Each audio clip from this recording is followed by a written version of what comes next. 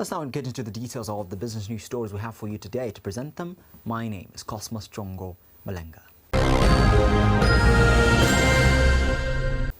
And now, the Zambia Council for Social Development, ZCSD, has called on the Ministry of Finance and National Planning to prioritize social sector investment in the 2026 national budget amid ongoing economic and energy challenges now affecting communities nationwide. Now, the ZCSD Director Leah Mitaba stressed that the need for bold fiscal commitments in agriculture, health, energy and education sectors, which she identified as critical to strengthen household resilience and advancing long-term national development.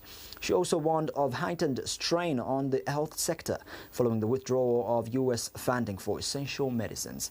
Now, echoing these particular sentiments, the Zambia Consumer Association ZSCA Executive Director Juba Sakala urged the government to focus on promoting small-scale industrialization as part of its budget strategy.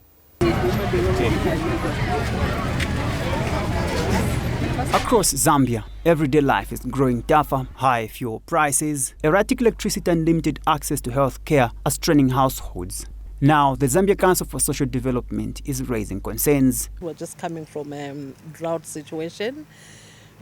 We still have other challenges around the high cost of fuel.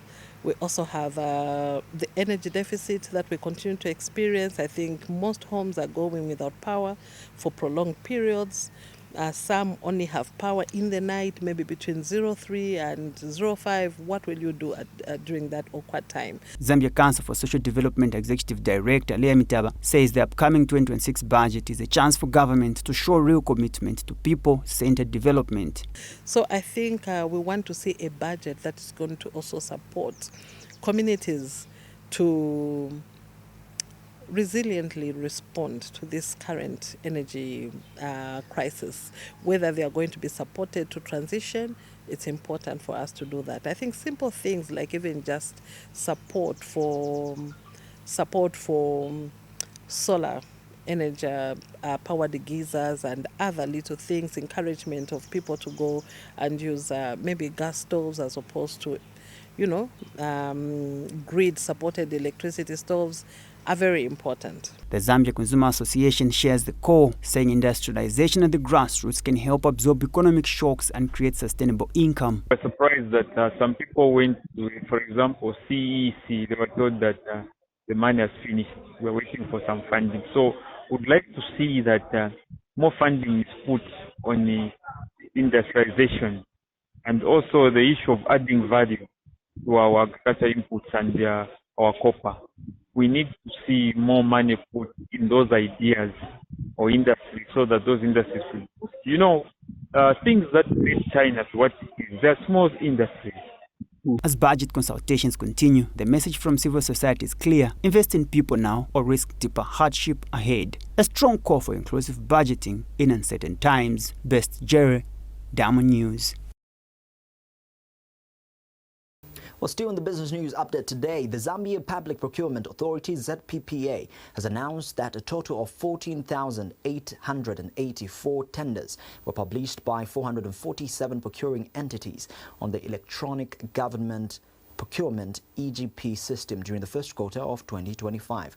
Now, the ZPA Acting Director General Justin Matimuna said despite the high volume of tenders, these remain notable resistance among suppliers to utilize the EGB platform, particularly for simplified building processes.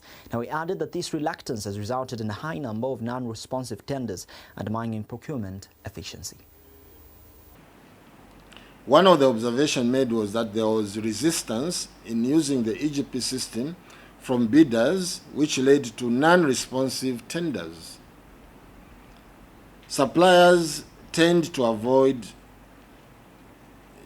responding to simplified bidding tenders on the EGP system and instead prefer to respond to open bidding tenders, thereby rendering the simplified tenders non-responsive.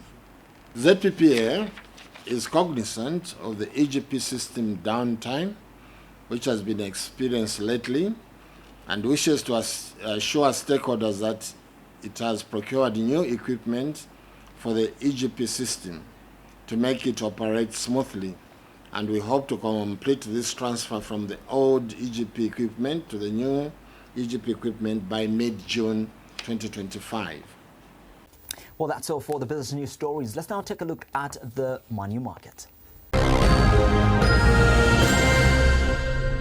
Well, when you talk about the money markets, this is the performance of the kwacha on the international market compared to the United States dollar. And today, being the 12th of May 2025, by end of business day, this is how much these particular currencies were at the end of business day. And the United States dollar was buying at 26.45 kwacha, and this is 26 kwacha 45 ngwe, and it was selling at 26 kwacha 84 ngwe. There's been a drop in the selling price of the United States dollar compared to the Zambian kwacha, and so that's one of the major differences. But these are the average commercial rates for the United States dollar as well as the Zambian kwacha, brought to you by the Zambia National Building Society. Coming up next, we take a look at the construction prices.